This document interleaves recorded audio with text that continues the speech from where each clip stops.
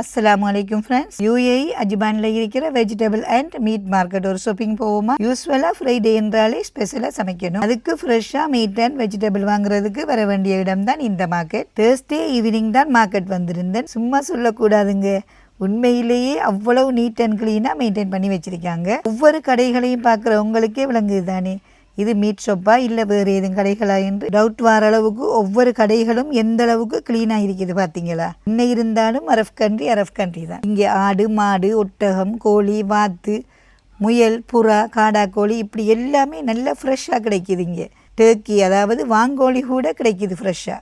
வான்கோழி என்னோட ஸ்டைலில் குக் பண்ணி அதோட ரெசிபி இன்ஷா அல்லாஹ் இனி வர வீடியோஸில் அப்லோட் பண்ணுறேன். கண்டிப்பாக ட்ரை பண்ணி பாருங்கள், நல்ல டேஸ்டியாக இருக்கும்.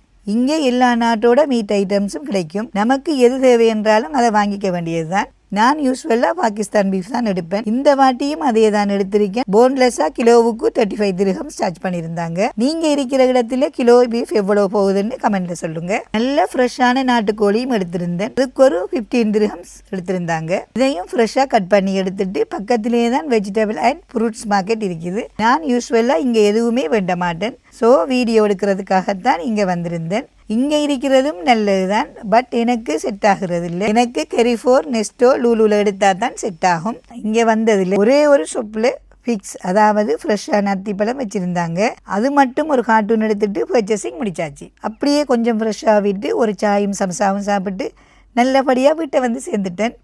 இந்த மாதிரியான நிறைய வீடியோஸுக்கு நம்ம சேனலை மறக்காமல் ஃபாலோ பண்ணுங்க.